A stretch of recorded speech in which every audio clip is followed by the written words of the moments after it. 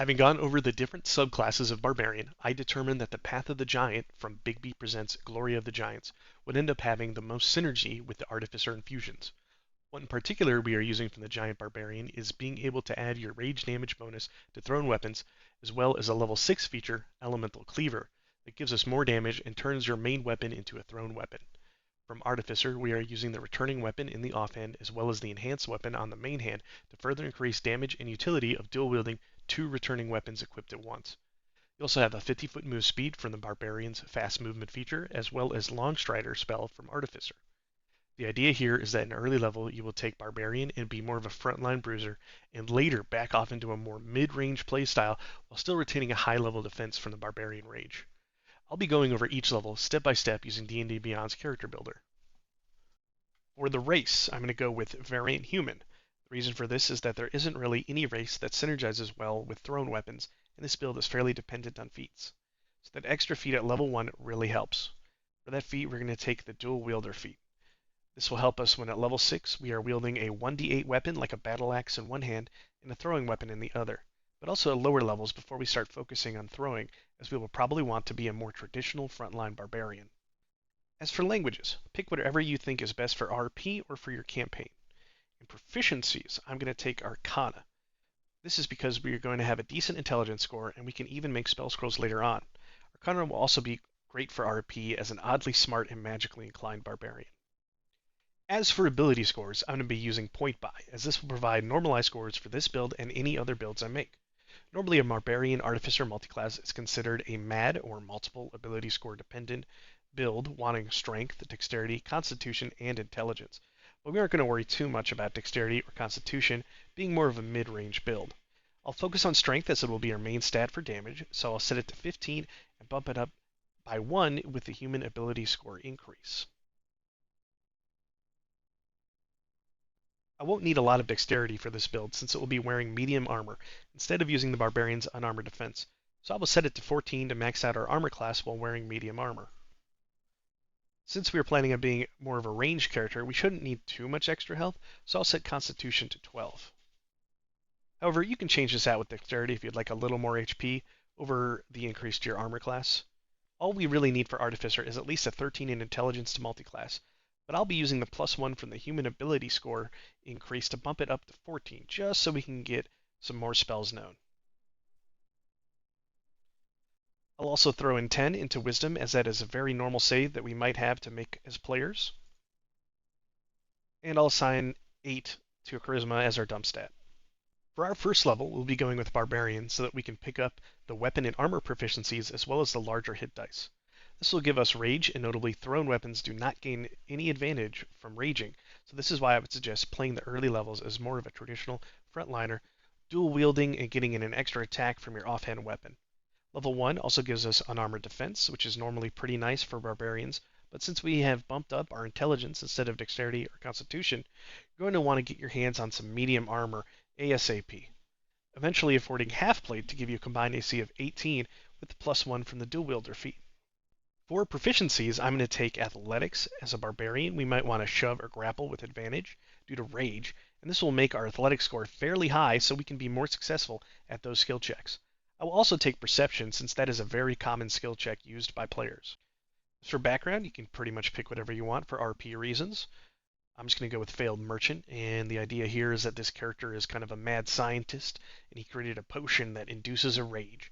Because of the dangerousness, he was kicked out of his Merchant's Guild. Obviously, you can pick whatever you want here. For starting equipment, I would take the option of any martial melee weapon and pick one of the 1d8 weapons. For example, a battle axe. And for any simple weapon, I would choose a mace, as you're going to get thrown weapons from your Explorer's Pack with your 4 javelins. This will also give you the option of using slashing, bludgeoning, or piercing weapons all at level 1 if you end up coming across something vulnerable or resistant to one of the damage types. For example, a skeleton who is vulnerable to bludgeoning. So if we look at our character sheet, you'll see that we have some items equipped here. Again, I would recommend getting half plate as soon as possible to bump your AC up to 18. You're going to have your battle axe in your main hand, doing +5 with 1d8 +3 damage, and mace in your offhand for a +5 to hit and 1d6 damage. and then some javelins as a backup throwing weapon if you need it. At level 2, we will get Reckless Attack, and as a dual wielder, this will greatly increase our chance to hit, but just be careful when you use it. But more often than not, I feel that Barbarians should be using a Reckless Attack quite frequently. We'll also pick up Danger Sense, giving us a nice boost to dexterity saving throws, further increasing our defense. At level 3, we get the optional feature Primal Knowledge. And here we're going to take Nature, since we do have a decent intelligence score. We also get our subclass, or Primal Path, and here we're going to choose Path of the Giant. Path of the Giant is going to give us Giant's Power. So we get to choose a language, and I'm just going to go with Giant. And we also get a cantrip. I'm going to choose Thaumaturgy. Now I'm using Giant just because that's in line with being a giant, and Thaumaturgy for RP reasons. For example, you could alter the appearance of your eyes to maybe look like a crosshair, kind of being thematic with a thrown weapon user. But these choices are mostly your personal preference. More importantly, Path of the Giant gives us the Giant's Havoc feature. That's going to give us Crushing Throw. This allows us to add the Rage bonus to our thrown weapon attacks, now allowing us to fall back into more of a mid-range playstyle. The Dual Wielder feat will allow us to draw 2 weapons, so we can throw a javelin or other thrown weapon with our main hand and use our offhand without having to worry about action economy of drawing our weapons. You'll probably want to get some extra throwing weapons in your inventory at this point, just so you're not worried about running out mid-combat. Giant's Havoc also gives us Giant Stature. That's going to make us large while raging and increase our melee reach to 10 feet, also kind of playing into the mid-range playstyle. This allows us to safely, recklessly attack from behind a more defensive frontline party member. At level 4, we're going to get our first ability score increase, or a feat, and we're going to take the Fighting Initiate Thrown Weapon Fighting feat. This is going to give us a +2 on top of our rage damage bonus to the damage of thrown weapons. So let me show you what that looks like on our character sheet. At this point, we won't be using the battle axe or the mace anymore. We'll be dueling javelins or other thrown weapons. And you'll get +2 from your rage and +2 from the thrown weapon feat, giving us a total of 1d6 plus 7 damage with our main hand, and a total of 1d6 plus 4 with our offhand.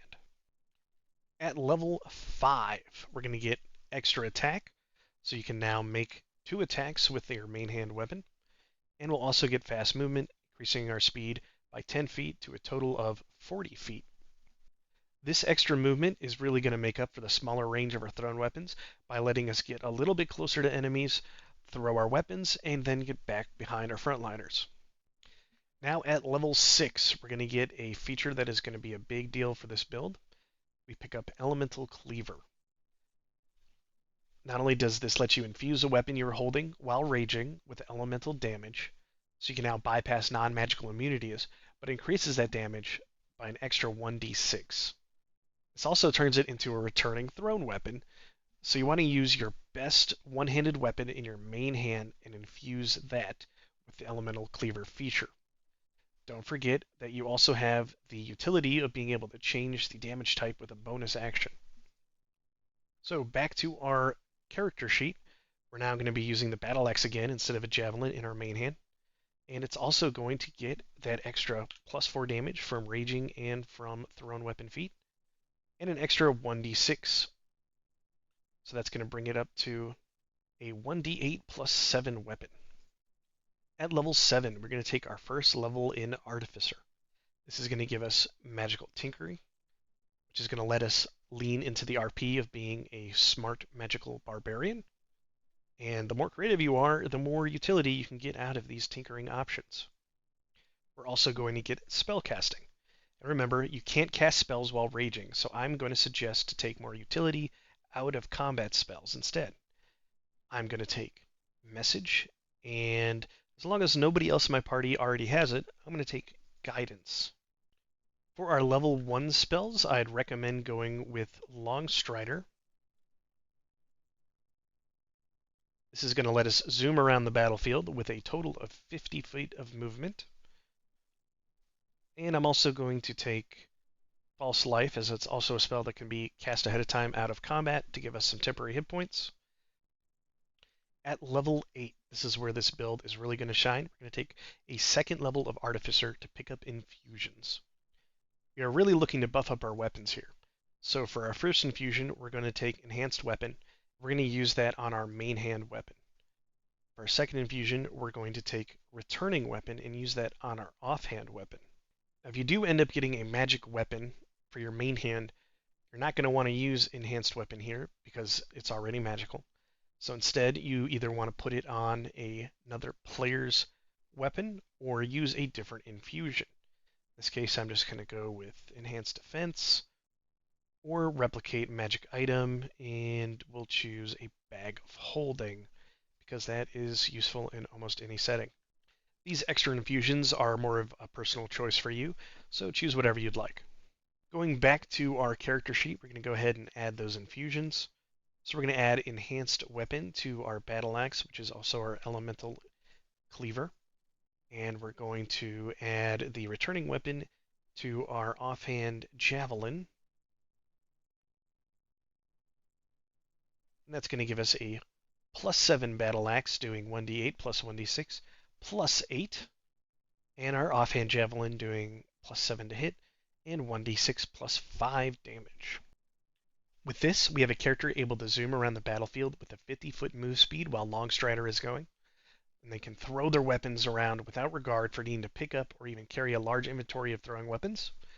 One of the biggest weaknesses of most range builds is that when an enemy gets into melee with you, you have to make a choice of attacking with disadvantage, wasting your action to disengage, or risking an opportunity attack just to get it ranged before you make your next attack. But with this build, you are still a raging barbarian using melee weapons, so whatever gets in your face will likely have to rethink their choices as you get to attack them as normal or even using reckless attacks. I've got a breakdown of the damage per round calculations compared to similar builds. Most throw and weapon builds like to use darts and sharpshooter, but as you can see, this build pulls ahead of those more traditional builds. And we get a +1 to our AC from the dual wielder feat. We are doing an average DPR of 27.3 and a whopping 39.36 with advantage against an enemy with an AC of 15. The only thrown weapon build that even comes close to this is the Ranger using Hunter's Mark and similar feats. I'm only going to take this build to level 8 since most campaigns don't go much higher, but if you're planning on running this build at higher levels, I'd recommend taking more levels in Barbarian and using your ability score increases to get your strength score up to 20. You could also take a level dip or 2 into Fighter and pick up the 2-weapon fighting feat to add your strength score to your offhand damage, as well as Accent Surge for some burst damage. Please give the video a like and feel free to subscribe if you want more content like this in the future. I'm Fred, and this has been Unleashing Your Power with the Boltstorm Brute.